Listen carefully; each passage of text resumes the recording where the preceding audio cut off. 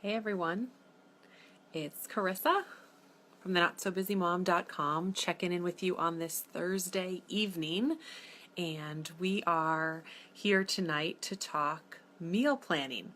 That has been the subject of the blog for this week. Tuesday's post was about meal planning. Tomorrow's post is about meal planning. So I just wanted to jump on this evening and just chat a little bit with you about that topic.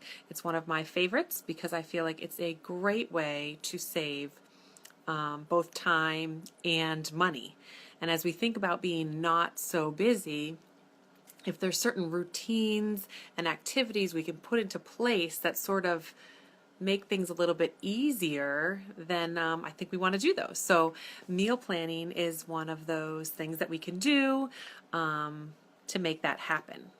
So what I'm going to talk about tonight are the 3 things you need to meal plan.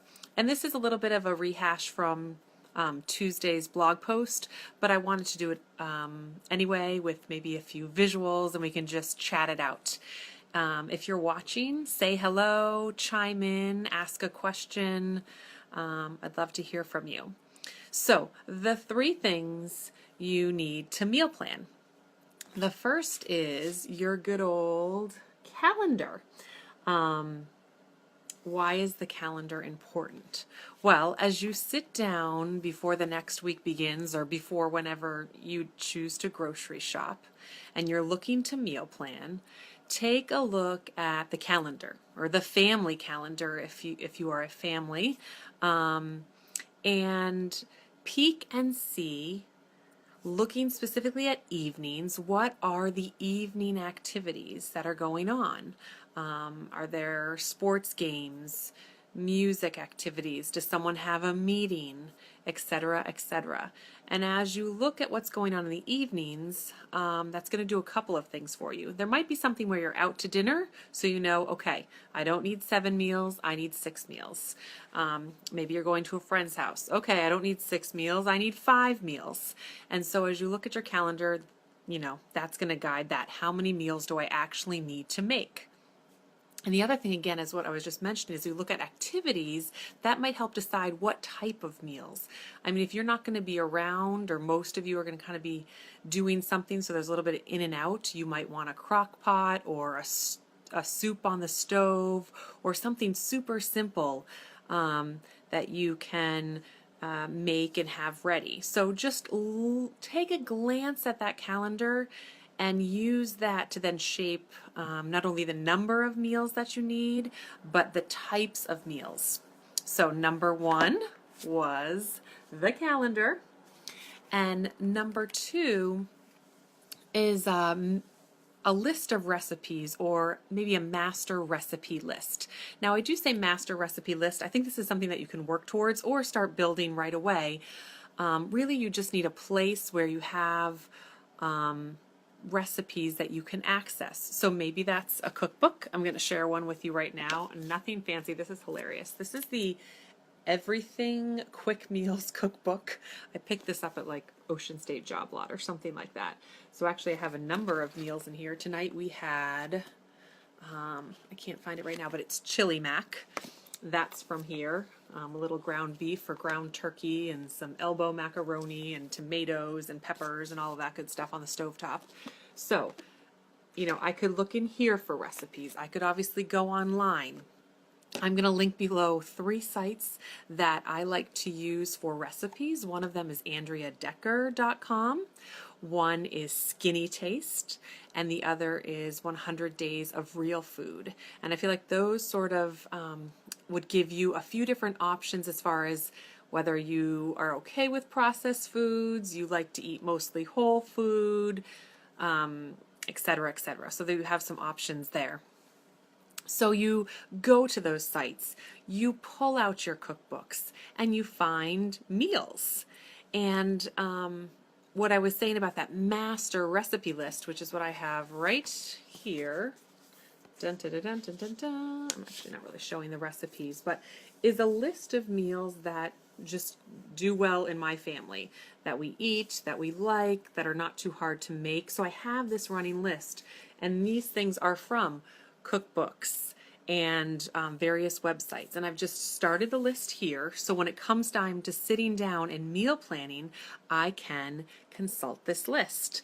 And it's just quick. And you just definitely want to write next to the meal, maybe where you found it. If there's a website, a cookbook to check, you could print off the recipe, attach it. Obviously, you could also just have a binder, which I have a few binders with recipes as well. But I think it's nice to create a master list and have that easily accessible when you go to meal plan. So number 1 was the calendar.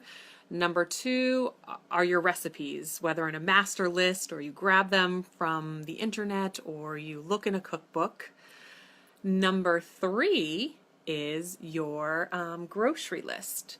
And the reason I mentioned the grocery list, and that might seem like a duh, is that you plan out your 5 to 7 meals. Well, you're not going to take that list of meals with you to the grocery store. You want to take your grocery list, because if you just take the list of meals, well, then you're there and you're standing in the aisle and you're thinking, okay, what do I need and what goes in this recipe? And you're all of a sudden, a trip that could be very focused and completed in a timely manner is stretched out and you forget ingredients. So you want to have your grocery list. So take that list of meals, look at the recipes, ingredients you need, and add those items to your grocery list.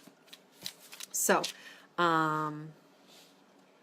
here we have it. My grocery list for the week. I have a post about how I divide up my list. I do it by categories.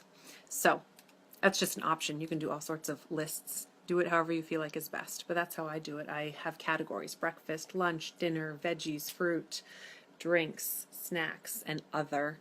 And I just sort of add the items there as needed. And I do also have a list of my meals for the week. So 1, you need your calendar. 2, you need recipes. And 3, you need your grocery list. So after you have those 3 things, there you go. You've meal planned. Week after week, it's going to get a little bit easier, especially if you do have that master list of recipes, because you're not always searching for something new. It is fun to obviously add in new things, but it's not like you have to spend all your time saying, oh my goodness, what are we going to eat? So once you have that running list, that's super helpful. I did obviously mention to you a few sites that I'll link again: Andrea Decker, Skinny Taste, 100 Days of Real Food. Those are great options. And obviously there's thousands and thousands more that you can look at as far as recipes are concerned. They're everywhere, which is super helpful.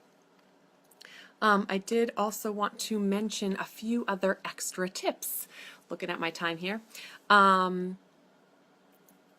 The flyer, I'm going to mention that in tomorrow's post, but obviously you can use the store flyer or the store advertisement to kind of help guide choices as well. What's on sale? Ooh, that's chicken breast is on sale. Let's make a meal with that. So that can obviously be something that helps when you're trying to choose meals.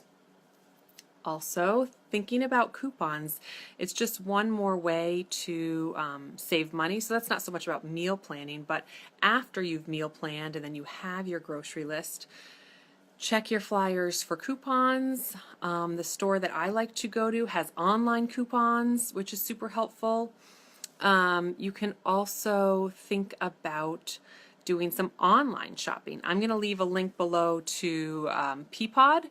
So if you've never ordered groceries online before, a few stores offer that, including Stop and Shop with their Peapod service. So that's a great way too. You can just kind of do your grocery shopping from the comfort of your own home, and then it's delivered to you, or you can go pick it up. But that's also a nice way to really stay focused in your shopping and not get like distracted by shiny things at the end of the aisle. So that's super helpful. I'll put a link to that below as well. And finally, I did share a quick tip on my blog, I don't know, a number of weeks ago. And it was grocery shop once a week. And it's interesting how the meal planning and the grocery shopping once a week, they go hand in hand. Because if you have meal planned, you are able to just go to the store once a week. Maybe, yes, you might have to pop in for a thing here or there, but hopefully you're not going to be going every other day or something like that, because you have a plan and you have the ingredients you need. So when you get to 5, 6 o'clock at night, you look at your menu choice for the evening. The ingredients are in the fridge, they're in the cupboard, you make the meal, you don't have to run to the store, and you're able to do that grocery shopping once a week.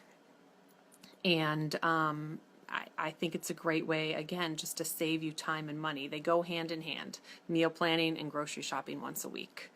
So I do hope that Tuesday's post was helpful to you. If you didn't get a chance to read that, I will link that below.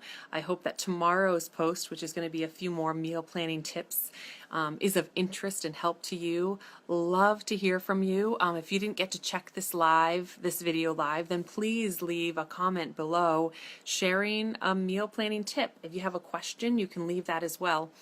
And I would love to hear from you, and we can chat more about meal planning. So have a great evening, and we'll be seeing you soon. Bye.